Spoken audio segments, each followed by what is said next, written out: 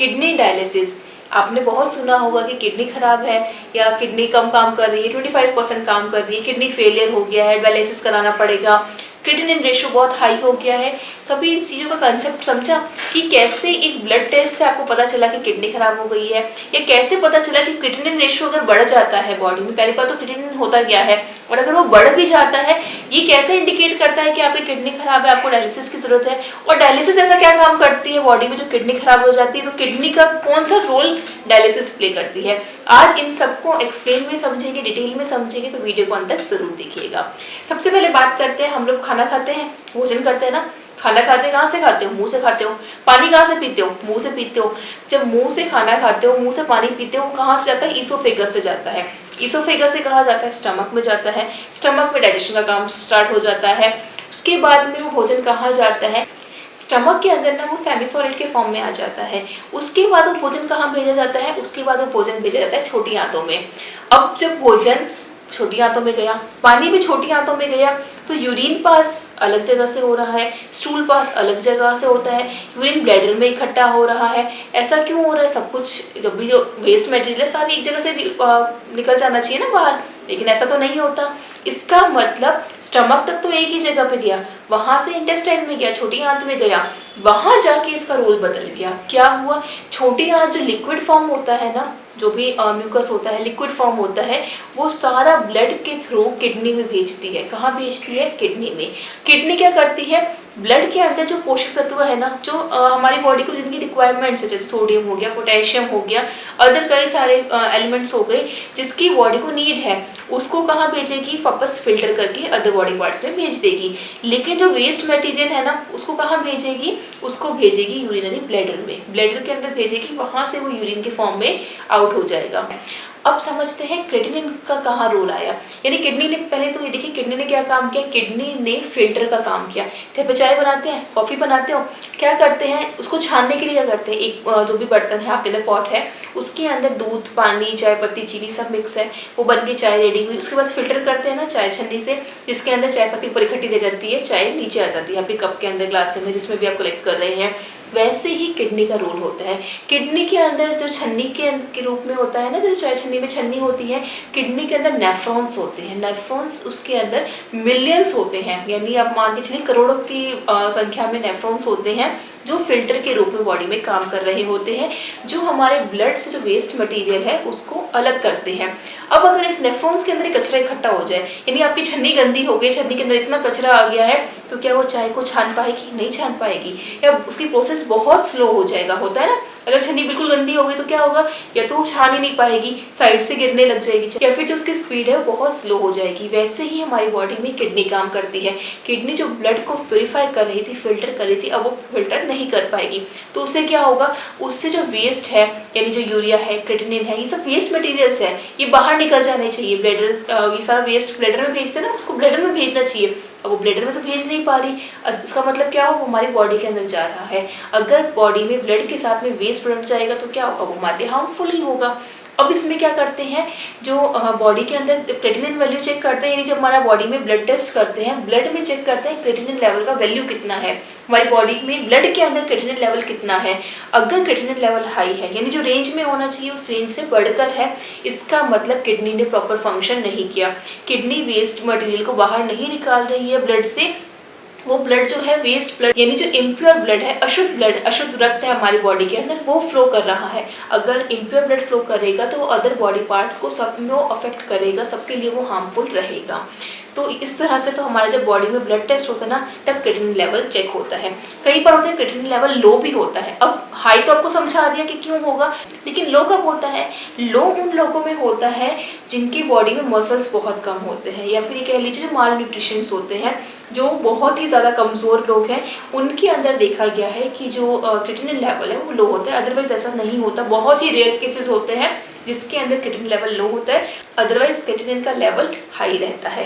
तो इस तरह से तो हमने डायग्नोज किया, या इस तरह से हमने समझा कि किडनी फंक्शन कर रही है या नहीं कर रही है। जितना हाई लेवल है क्रिएटिनिन का, यानी उतना ही कम किडनी काम कर रही है। अब समझते हैं डायलिसिस क्या करती है। डायलिसिस क्या कर रही है, जो ब्लड हमारा किडनी प्योरीफाई करना था या जो ब्लड हमारा किडनी प्योर कर रही थी वो किडनी से तो हो नहीं रहा है, तो उसमें अब क्या कर रहे हैं, डायलिसिस एक मशीन यूज़ करी, वो हमारे बॉडी में ब्लड को प्योरीफाई करना शुरू करती है, यानी किडनी का फंक्शन किसी और ने कर दिया। ये काम होता है किडनी डायलिसिस का। अब हम क्रिएटिनिन लेवल को कैसे कम कर सकते हैं। क्रिएटिनिन को कम करने का मतलब समझ लो, किडनी को फंक्शन वापस स्टार्ट करना, नेफ्रॉन्स को वापस एक्टिवेट करना।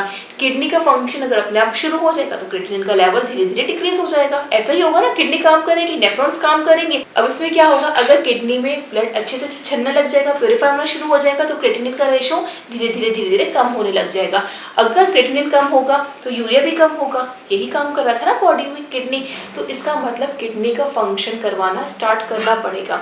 अब इसमें आप गलती पता है क्या करते हैं लोग, क्या करते हैं, जब आप चेक कराने जाते हैं KFT टेस्ट जिसे कहते हैं, किडनी फंक्शन टेस्ट, जब आप वो कराते हैं उसमें अगर आपको क्रिएटिनिन रेशो हाई आ गया, आप लोग क्या करते हैं, तुरंत डॉक्टर ने कहा किडनी डायलिसिस करनी पड़ेगी, आपने कहा बिल्कुल करनी पड़ेगी, डायलिसिस नहीं करेंगे तो आप मर जाएंगे, हमें पता ही नहीं चलेगा और सडन डेथ हो जाएगी, हो सकता है हार्ट अटैक आ जाए, हार्ट फेलियर हो जाए, यही सब आपको बताया जाता है। आप मुझे बताइए कि अगर आपने आज चेक कराया KFT, कल तक तो आपके पास रिपोर्ट आई, 24 आवर्स में रिपोर्ट आई, 24 आवर्स में रिपोर्ट आने के बाद में आपको क्विक एक्शन लेने के लिए कहा जाता है कि कल ही आप करा दीजिए, फिर आज ही करा दीजिए डायलिसिस। क्या 4 दिन पहले आपने टेस्ट कराया था, 4 दिन पहले आपकी बॉडी में क्रिएटिनिन लेवल बढ़ा हुआ नहीं था?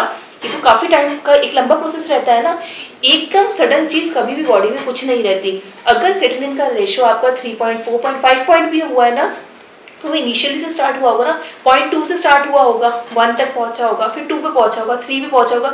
अरे जब 4 तक पहुंचते पहुंचते कुछ नहीं हुआ तो 10-15 डेज में भी ऐसा कुछ नहीं होगा कि सडन डेथ हो जाएगी। और अगर लिखा हुआ है या ये कह लीजिए कि नेचर अगर है कि इतना ही लाइफ स्पैन है आपके पास में, तो उसको डॉक्टर भी नहीं रोक सकता, वो फिर डायलिसिस होते होते भी हो सकती है। लेकिन इस चीज में अगर आपने डायलिसिस पे क्विक एक्शन लिया, यानी अपनी किडनी को ऐसे ही ऑर्डर किया कि वो फंक्शन करना बंद कर दे, उसकी जगह उसका काम डायलिसिस करेगा, तो किडनी कभी फंक्शन करेगी ही नहीं।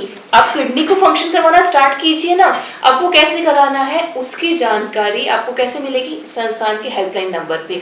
किडनी का फंक्शन करवाना जरूरी है, उसकी जगह किसी और की हेल्प लेना जरूरी नहीं है। आपने तो क्या किया, किडनी काम करना बंद कर दिया, कोई बात नहीं, डायलिसिस करा दो, ये फिल्टर कर देगा। अभी स्टार्टिंग में 10-15 डेज में हो रहा है, उसके बाद में थोड़ा और कम दिन में हो जाएगा, पहले 15 दिन में, फिर 10 दिन में, फिर 7 दिन में, फिर हफ्ते में 2 बार कराओ, 3 बार कराओ, फिर डेली कराओ। क्या यही प्रोसेस रहता रहेगा? क्या आप डेली बॉडी में जो ब्लड है उसको फिल्टर कराने के लिए जाते रहेंगे? और इस बेसिस पे आप कब तक सर्वाइव कर पाएंगे? इससे मच बेटर है ना कि आप किडनी का फंक्शन स्टार्ट करवाइए। एक चीज इसमें और ध्यान रखिएगा, अगर लाइफ में स्ट्रेस ऐसी बना रखा और बीपी को अपने कंट्रोल नहीं किया, आजकल का जो लाइफस्टाइल है ना कि बीपी हमारा हाई रहता है, स्ट्रेस इतना है, लाइफ में टाइम ही नहीं मिलता है अपने लिए, अगर कंटिन्यूसली स्ट्रेस में रहोगे, बीपी हाई रहेगा, बीपी का जो ब्लड प्रेशर का, ब्लड का जो फ्लो है कंटिन्यूसली इंक्रीज रहेगा, अगर आप बीपी को कंट्रोल नहीं करोगे, अपने स्ट्रेस को कंट्रोल नहीं करोगे, क्रिएटिनिन कभी भी डाउन जा ही नहीं सकता, वो बढ़ेगा ही बढ़ेगा। आप चाहे कहीं से भी मेडिसिन लीजिए, कोई भी ट्रीटमेंट करवाइए, यहाँ तक कि अगर डायलिसिस करवा रहे हैं और उसमें भी आप इतना दुनिया भर का स्ट्रेस लेके जा रहे हैं ना, तो डायलिसिस कभी काम नहीं करेगा। तभी तो डायलिसिस हफ्ते में 3 दिन की जगह फिर वापस 2 दिन में आ जाता है कि नहीं, हर 2 दिन में कराइए, डेली कराइए, दिन में 2 बार कराइए। क्यों करवाना पड़ रहा है? क्योंकि आपका स्ट्रेस कंट्रोल में नहीं है। अपने स्ट्रेस पे कंट्रोल करना सीखिए, उसको मैनेज करना सीखिए, उसके बाद ही किडनी काम करना शुरू होगी, अच्छे से फंक्शन करना शुरू होगी। इस बात का विशेष ध्यान रखना है।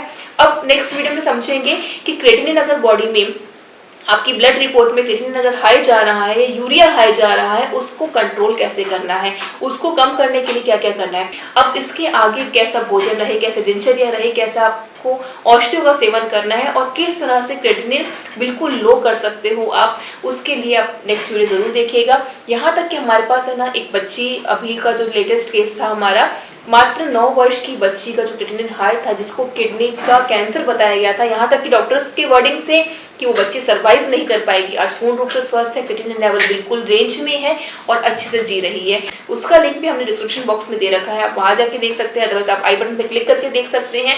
उस बच्ची का वीडियो देख के भी आप मोटिवेट हो सकते हैं। और ध्यान रखिए कि कभी भी एकदम तुरंत क्विक एक्शन में डायलिसिस को बिल्कुल चूज मत कीजिएगा। डायलिसिस के उस पर आप डिपेंड नहीं होना है, आपको किडनी को ठीक करने पे जाना है, ना कि उसके लिए अदर ऑप्शन रखना है।